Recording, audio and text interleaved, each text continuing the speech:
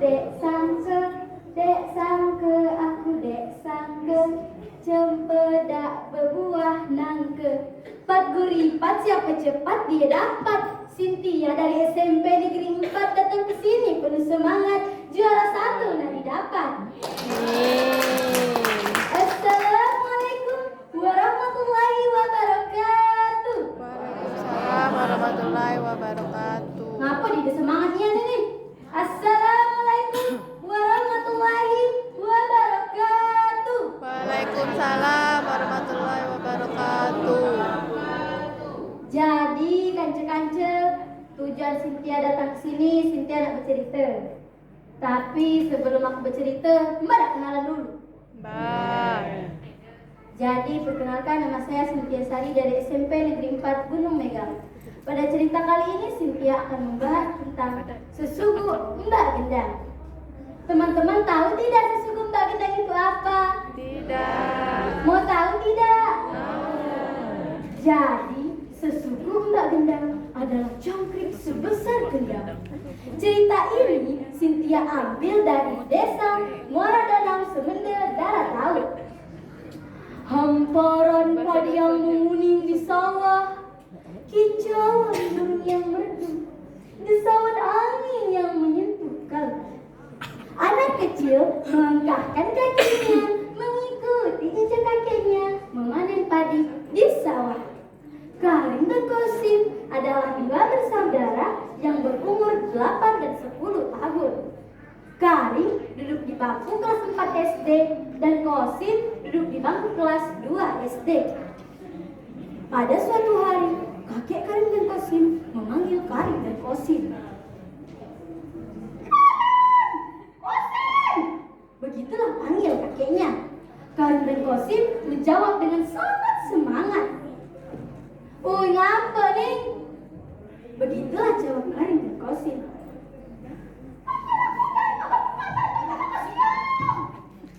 Oh, awal ini nggak dipanggil kaku dah.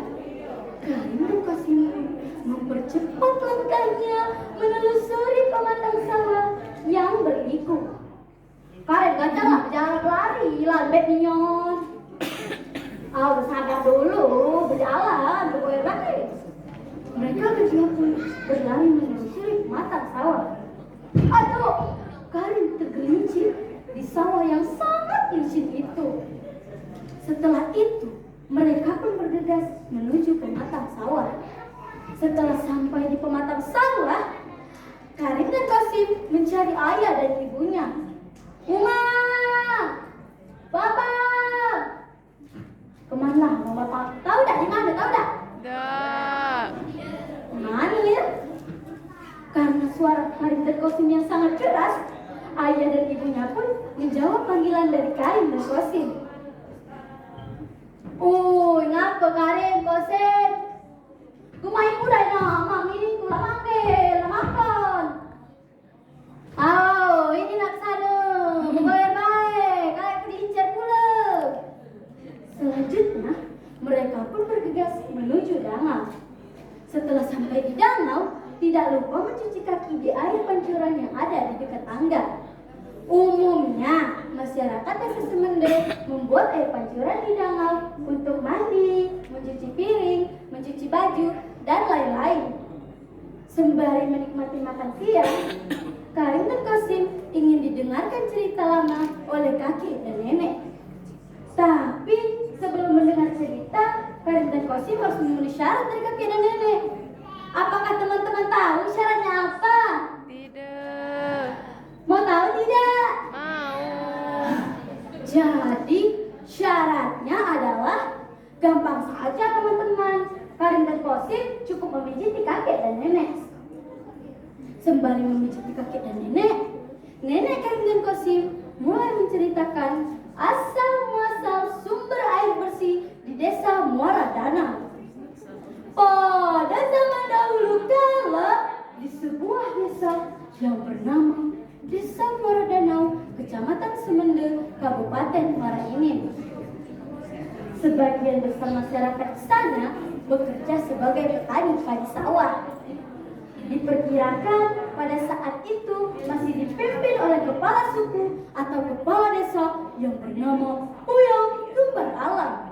Saat itu juga di pikiran Puyang Gembar Alam belum terpikir bagaimana caranya memindahkan pekerjaan mereka ini ke pekerjaan yang lebih layak lagi. Singkat cerita teman-teman, malam pun tiba. Teman-teman tahu tidak apa yang terjadi?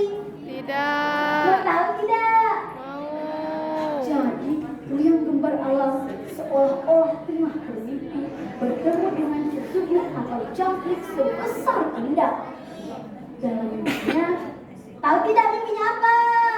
Tidak. Kasih tahu nggak ya? Jadi dia dengan meratapi padi-padinya yang masih hijau dengan batang yang sangat kurus teman-teman. Tentu saja kesedihan Puyang itu tidak luput dari perhatian sesuku. Sesuku pun bertanya kepada Puyang, "Puyang, apalah sedihnya?" Begitulah tanya sesuku. Puyang pun menjawab dengan hati yang sangat sedih dan suara yang sangat pelan. "Kesedihan sesuku, padi hijau, batang kurus, boleh hasil apa tidak?" Begitulah jawabannya. Akhirnya teman-teman, Puyang pun diajak di sebuah kaki bukit yang tidak jauh dari pemukiman. Setelah sampai, alangkah terkejutnya Puyang. Terkejut kenapa teman-teman? Tidak tahu. Oh, tidak ada suaranya sih. Terkejut kenapa teman-teman? Tidak tahu. Karena ia melihat air yang sangat jernih sudah ada di depan mata. Air itu bisa mereka tanami padi teman-teman. Mereka pun bisa mendapatkan padi yang sangat banyak. Puyang pun terbangun dari mimpinya.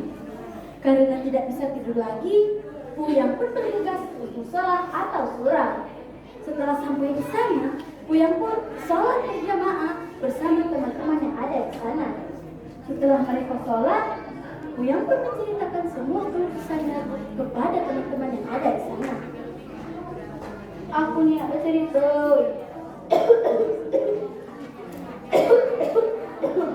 Bukan ada cerita apa. Aku nih pemilik ketemu sesuku.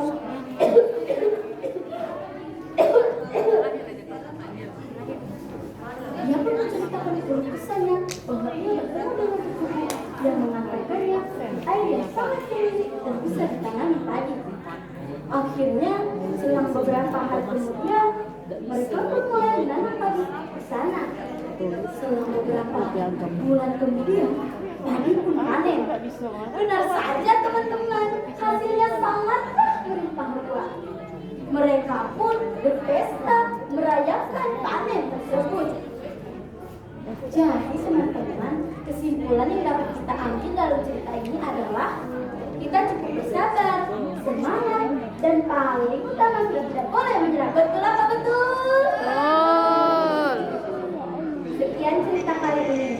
Kalau ada sumur di ladang, hendaklah setia numpang mandi. Kalau nggak ada umur yang panjang, hendaklah setia cerita lagi. Sekian cerita kali ini. Assalamualaikum warahmatullahi wabarakatuh. Waalaikumsalam.